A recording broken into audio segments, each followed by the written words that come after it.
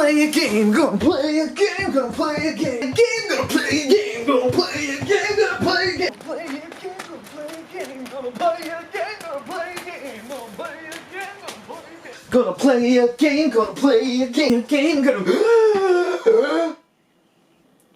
Wow. I'm not sure what to say. Thank you guys so much. I love this channel and I love putting time and effort into it, and this is just a huge milestone, so I just thank you guys. Thank you from the bottom of my heart. I truly mean it. Enough gushy stuff. Right now I'm feeling like a slave to my nostalgia. Do you guys want to know what I was really fond of?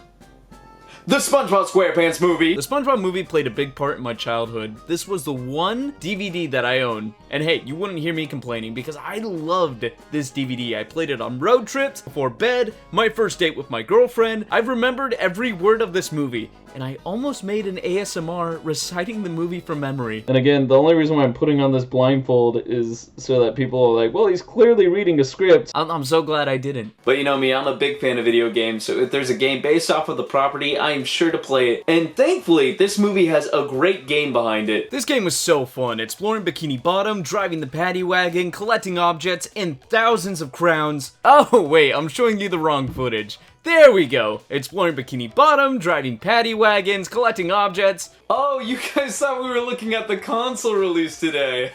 No, all in good time, all in good time. Actually, we're gonna be taking a look at the Nick.com version. I see your guys' mouse moving. I hope it's going to hit that subscribe button and not the...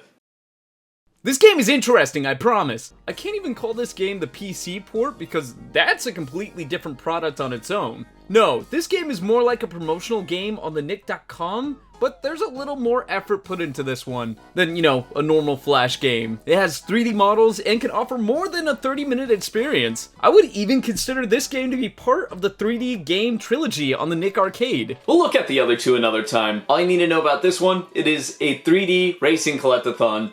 And it's free to play. So let's dive right in. Oh, this game hits me so hard in the nostalgia. Even these old polygon graphics, they do so much for me. Mindy here instructs us to collect her dad's crown in Bikini Bottom. Sure thing, I already dedicated 3 hours to this game anyways. And Mr. Krabs offers us his first quest. He says he has a surprise for us at the Krusty Krab too. Now, I wouldn't trust anyone with a face like that, but I do like surprises. Oh, okay, there's the crown. That was pretty fast, huh? Okay, let's grab that boy and we'll bring it back to the king. Oh, there's another one. And another one! And oh, okay, how many of these things are there? Yeah, your main collectible in this game are the crowns, and there are a lot. Some laying in the streets, some in jellyfish, and some in trash cans. I mean, no one wants these things. King Neptune, you're set, man. How many of these things do you need? Okay, fine, I'll collect them. Mr. Krabs has graciously lined up the crowns in front of our house. Very kind to him. There's also a timer up here that counts down, but every crown you collect, it goes up a bump, so you don't want that to hit 0 or you lose. What else can I say? Basic game design, break traffic rules, have fun. When we finally make it to the Krusty Krab 2, Mr. Krabs rips out SpongeBob's heart and tells him that he's gonna give the manager job to Squidward. Thank you for dragging me all the way out here and giving me the worst news of my life. Thank you, Mr. Krabs. Really big appreciate it, man. And poor SpongeBob is just taking it so hard. Look at that smile on his face. Ah, the poor guy. The boys decide that they're gonna wash away their sorrows at the Goofy Goober's ice cream party boat. But first, they gotta make it within the time limit. Yeah, and easier said than done. You collect these ice cream floats, but they're so far spaced apart. The nice thing is, you got this little arrow up here pointing you where the closest one is. But the bad thing is, you can't make up its mind. Look at this, it's like my fiance trying to figure out where we're gonna go out to eat. Love you, babe. There are so many winding paths that you could collect an ice cream where you're not supposed to. This is the hardest level in the game, and it's only level 2. And you wanna know what's worse than that? You listen to SpongeBob cry the whole time. Oh, I'm trying to get you there, buddy, but the game doesn't want me to have fun! Wait, I can't try again? Nope! Because every time you try again, it costs crowns. And when you're out, you're out! How do you try to get them again from there? Collect crowns in the hub. That's how! But when you collect crowns, you only get like 1 at a time by causing massive amount of property damage. Unless you get like 5 of the same item destroyed, then you'll get like 5 or 15. But if you want to try another level, most levels cost anywhere between 100 to 400, and that's too much. That's too much crowns. It is fun to explore Bikini Bottom though. There's plenty of areas like Conch Street, Krusty Krab, Chum Bucket, Jellyfish Fields, Goo Lagoon, Sand Mountain. Though this isn't much of a mountain. The fun part was just destroying the city. Yeah, knock down that light tower, SpongeBob. There could be money inside. There's also plenty of ramps to jump off of, and the camera moves into cinematic mode. It's a delight. You can also trade between SpongeBob and Patrick, driving-wise. Doesn't do much on the gameplay, but still kind of cool. And you can glitch out the game, which is my personal favorite. Now, I was able to collect enough crowns by destroying Bikini Bottom. I figured we'd skip the Krusty Krab for now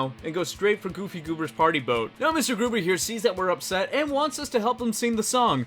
But don't miss any notes, or Goofy will kill you. Look at these two, they're too afraid to not smile. Okay, let's not miss any notes. When one lights up, click on it to keep the song moving. Oh, I'm a Goofy Goober, yeah. You're a Goofy Goober, yeah. We're all Goofy Goobers, yeah. Goofy Goober, Goober, yeah. Oh, I'm a Goofy Goober, yeah. You're a Goofy Goober. 5 minutes later. We're all Goofy Goobers, yeah. Okay, how long is this song gonna go on for? Forever. It's a game of endurance. Just keep clicking the notes until you miss or die. And you know the consequences if you fail. Oh, I missed. Oh, I'm a Goofy Goober. That was the scariest moment of my life. All right, all the music stops and the characters freeze. Are we sure this game isn't a creepypasta where I like get sucked into the game somehow? You cannot win this level.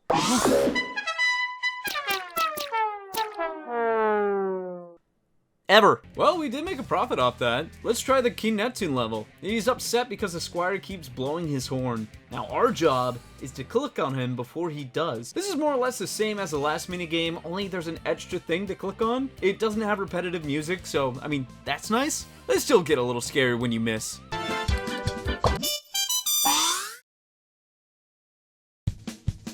Here I discovered if you keep clicking, you'll still get them. The best strat is to move your mouse back and forth and click away. So I thought I found the ultimate strat to this game. Click away to collect the crowns to get more, but I did miss every so often, and it costs so much crowns to get in, and because you can't win, it won't give you bonus crowns. In the end, I gambled all my crowns to this minigame, and I had to think of a new strat to collect crowns. I had the option of destroying stuff in the main hub, but that was not working, so I discovered the best way to get crowns inside this game is level 1. You collect 23 crowns on this track, and it rewards you anywhere between 23 and 27 crowns when you beat it. It takes roughly 43 seconds to complete, so that's 50 crowns every 43 seconds. So that's roughly, if I'm doing my math right, 3,480 crowns an hour. I did less than 30 minutes and I got a good chunk of crowns. And I'm sure there's better strats out there, but that's the one I went with. Now that we don't need to worry about cash, let's try a few more levels. I tried the Chum Bucket level, and that one was a good time. You collect the bucket helmets by going off these ramps,